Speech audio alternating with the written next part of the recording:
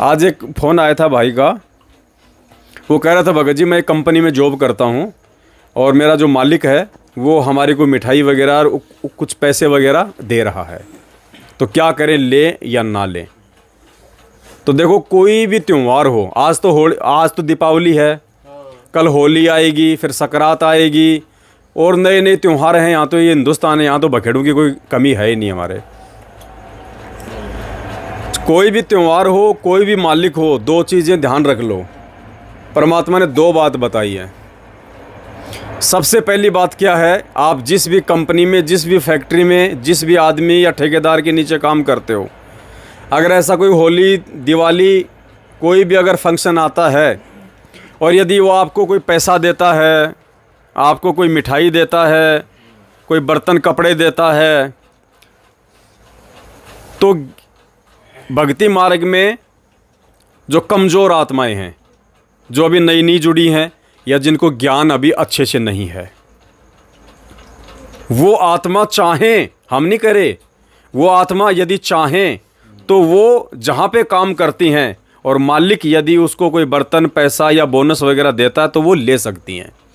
क्यों ले सकती हैं? क्योंकि वो उसकी मेहनत का है। वो राह चलते आदमी को देखिए बोनस नहीं दे रहा, उसी को क्यों दे रहा है? क्योंकि वो उसके अंडर में काम करता है, वो उसकी कंपनी को, वो उसकी संस्था को फ़ायदा दे रहा है, भगत या जगत जो भी है।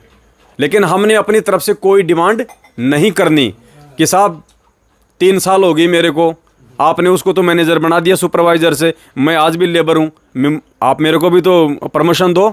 नहीं, भगत ने 1% नहीं कहना। भगत ने बिल्कुल नहीं कहना कि साहब आपने पिछली बार 500 दी थी, अब की बार 1000 तो दो। साहब पिछली बार आपने रावत वाले की जो है 2 किलो मिठाई दी थी, अब की बार 5 किलो तो दो।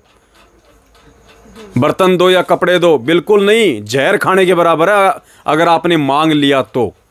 वो अगर दे रहा है तो आपको लेने में कोई दिक्कत नहीं है। कब? जब आपको ज्ञान अभी पूरा नहीं है। और जब आपको ये ज्ञान समझ में आ जाएगा, उसके बाद वो मालिक जिसके आप यहाँ नौकरी करते हो, अगर आपको 1 किलो सोना भी दे रहा है, आपने ठोकर मार देनी है प्यार प्रेम से। वो जहर है आपके लिए। क्यों जहर है? परमात्मा कहते मन कर धीर बांध ले रे बोरे, छोड़ देना पछलियों की। ये दिवाली पे ही क्यों दिए जाते हैं गिफ्ट? क्योंकि ये एक रीत है, ये एक परंपरा है और हमने इस परंपरा को तोड़ना है। अगर 1 किलो सोना भी दे तो भी हाथ जोड़ लो कि भाई साहब मैं नौकरी करता हूं, नौकरी के बदले आप मुझे हर महीने सैलरी देते हैं, मैं उसी में संतुष्ट हूं। ये मैं बिल्कुल भी नहीं ले सकता, क्योंकि मैं सतगुरु के वचन में बंधा हुआ हूं।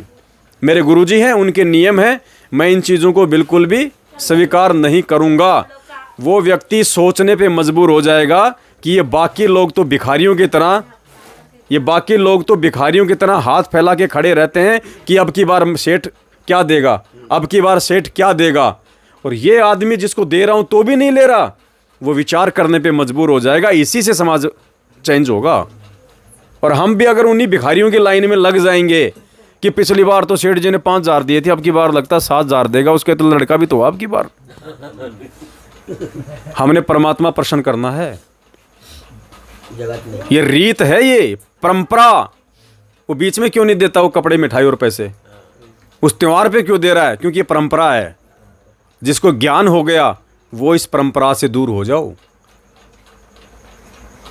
ये शंका समाधान की पुस्तक में परमात्मा ने प्रत्येक बात लिखवाई हुई है।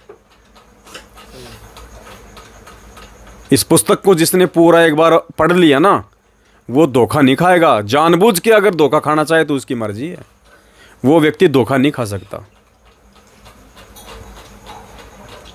आप कहीं चौकीदारी करते हैं, आप किसी कॉलोनी में या किसी रेजिडेंसी में या किसी मॉल में जहाँ पे बहुत सारे परिवार रहते हैं और आप उस बिल्डिंग की चौकीदारी करते हो, तो वो स्थिति है। ज्ञान नहीं है तो आप वहाँ से मिठाई भी ले सकते हैं, कपड़े भी ले सकते हैं। किसके थ्रू? जिसने आपको नौकरी लगाई है। वो बिल्डिंग वाले आके आपको मिठाई का डब्बा दे रहे हैं, जहर है आपके लिए।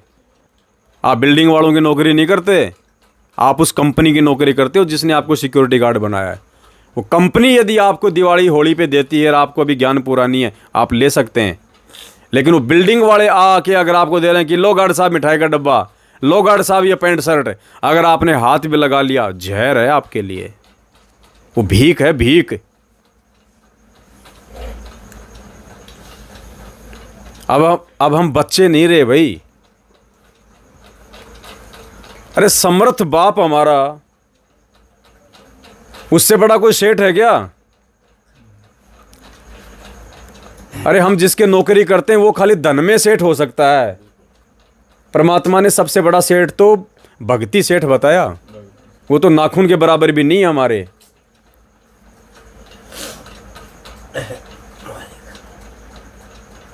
तो ये छोटी छोटी बातें भाई हमें ध्यान रखनी पड़ेंगी। हर चीज़ को परमात्मा समय अभाव के चलते नहीं बता पाते, या परमात्मा ने बता भी दिया तो सत्संग इतने हम लोग सुन नहीं पाते। इसलिए परमात्मा ने सात संगतियाँ रखवाई हैं कि कोई न कोई बात कहीं न कहीं से निकल के आ जाए और भगत धोखा खाने से बच जाए। ये त्यौहार तो आते रहेंगे जाते रहेंगे, और हम यदि यूं ही अपनी ये जो मर्यादा इनको तोड़ते रहे, कहाँ से होगा? टायर में जितनी हवा डालते हैं उतना हम उसमें निकाल देते हैं वापस। क्या फ़ायदा फिर उसमें हवा डालने का? परमात्मा का रजा ना होता, कृपा ना होता तो कल भी हम लोग भी डेमो हो जाता। कल कंपनी में गिफ्ट बता रहे थे, अब बहुत सारा बहनों ने बोलने लगे ले लो ले लो ले लो ले लो, लेकिन नहीं, हमारे गुरुजी का नियम है, हम लोग नहीं ले सकते। और वहाँ से मुँह चल दिया, वहाँ से हाजिरी बना करके हम लोग चल दिया। नहीं मिठाई लिया, नहीं कमल बट रहा था, कुछ भी नहीं यार, हाजिरी बना कर हम लोग चल आया। आज एक भगत जी का दिन में फ़ोन आया था, बोले भगत जी मैंने तो ले लिया। मैंने कहा क्या ले लिया? बोले एक तो बाल्टी ले ली और एक मिठाई का डब्बा। तो मैंने कहा बाल्टी को तो रख दे बाथरूम में, लैट्रिन धोने के काम में ले ले, और मिठाई देख लेना अगर डालडा की है तो किसी जानवर को डाल देना, और अगर भाई ठीक ठाक हो तो पहले अपने भगवान को भोग लगा के खाना। और मिठाइयाँ कौन सी सही आती हैं? इतना दूध कहाँ है? हैं? सब मिलावट है, क्यों हम जहर खाएं? और खानी है, इतना शौक है तो अपने घर पे बना लो ना, क्या दिक्कत है? बढ़िया दूध लाओ, बढ़िया उसकी बर्फी बनाओ, बढ़िया घेवर बनाओ, खाओ। किसने मना किया? वो गंद क्यों खाते हैं हम?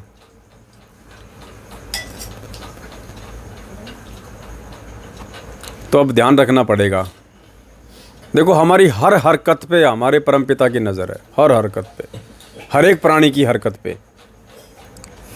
और हमारा बच्चा जिसको हमने पाला पोसा लिखाया पढ़ाया, लाखों रुपया उसकी एजुकेशन पे हमने खर्च किया, और वो बच्चा यदि किसी दूसरे बच्चे की कुसंगत में पड़ के अगर वो सिगरेट पीने लग जाता है, या किसी माता बहनों की तरफ वो गंदी हरकतें करता है, और बाप यदि कभी कभार उसको धोखे से देख लेता है, सोच के देखो उस बाप के दिल पे क्या बीतती होगी उस बच्चे की ऐसी हरकत देख के। विचार करो, आपका बच्चा यदि ऐसा करे तो आपका खाया पिया सब जल जाएगा। और वो परमात्मा तो 24 घंटे देखता है, हमारी सोच तक को देखता हो कि ये सोच क्या रहा है। तो सोचो हम उसको कितनी चोट पहुंचा रहे हैं। और परमात्मा कहते हैं जिन बातों से गुरु दुख पावे उन बातों को, हम तो नरक के गामी हो जाएंगे। क्योंकि ये परमात्मा जितना हमारे को प्यार करता है ना, हमारी उल्टी हरकतों से इसको दुख भी उतना ही होता है। और जिसने अपने गुरु को दुख दे दिया, धिक्कार है उसका जन्म। अब ये पुस्तक आ गई है परमपिता परमेश्वर जी की, शंका समाधान। और दास निवेदन करेगा जितने भी भगत भाई बहन हैं, जो भाई बहन इस पुस्तक को ऑर्डर कर चुके हैं, और हम जिन को डाक से या स्पीड पोस्ट से भेज चुके हैं, जैसे ही आपके घर में वो पार्सल आ जाए, सबसे पहले आपने इस शंका समाधान की पुस्तक को हाथ में लेके और एक फ़ोटो खिंचवा के दास के उसी मोबाइल नंबर पे 82 73 84 95 60 व्हाट्सअप कर देनी है। अगर आपकी इच्छा हो तो, अगर आपको लगता है कि पुस्तक मैंने छुपा के मंगाई है और मैं अभी किसी के सामने नहीं आना चाहता, तो आप पे कोई दबाव नहीं, कोई ज़बरदस्ती नहीं है। आप प्रेम से पुस्तक पढ़ो, जिस दिन आपके समझ में आ जाए उस दिन उठा के फ़ोटो खींच के भेज देना। बाकी जो भाई बहन सीधे तौर पे साथ संगति से जुड़े हुए हैं, जिनको हकीकत का पता है, वो भाई बहन ज़रूर पुस्तक के आते ही सबसे पहले अपनी फ़ोटो खींच के मुझदास को व्हाट्सअप करें, ताकि ज़्यादा से ज़्यादा भगत समाज में इसका प्रचार प्रसार होगा। तो हर भगत ये पुस्तक मंगवाएगा, और भगत पुस्तक मंगवाएगा तो पढ़ेगा, और जब इसको पढ़ेगा वो भगत कभी भी ज्ञान में मार नहीं खाएगा। आज मैनेजमेंट हम भगत आत्माओं का फायदा सिर्फ हमारी अज्ञानता के कारण उठा रहा है कि हमारे को जानकारी नहीं है, नॉलेज नहीं है। हम छोटी छोटी बातों के लिए हम उनके ऊपर आश्रित हैं और वो ज्योति पाठ का आदेश दे दे के हमारे को लूट रहे हैं। तो इसमें समस्त जानकारी है। आपको सिवाय अपने भगवान के और सत्संगों के तीसरी चीज़ पे आश्रित होने की आवश्यकता नहीं रहेगी। जब आप इस पुस्तक को पूरा पढ़ लेंगे धैर्य से, आपको कंप्लीट स्टोरी समझ में आ जाएगी कि मुझे क्या करना है जब तक गुरुदेव हिसार जेल से बाहर नहीं आते हैं। बस इतनी सी दास की प्रार्थना है। बाकी सबका अपना अपना संस्कार काम करेगा, समझ में आना है या नहीं आना है। आज की साथ संगति में केवल इतना ही। आगे फिर परमात्मा दया करेंगे, फिर मिलेंगे। सत साहिब बंदी छोड़ सतगुरु रामपाल जी भगवान की जय हो।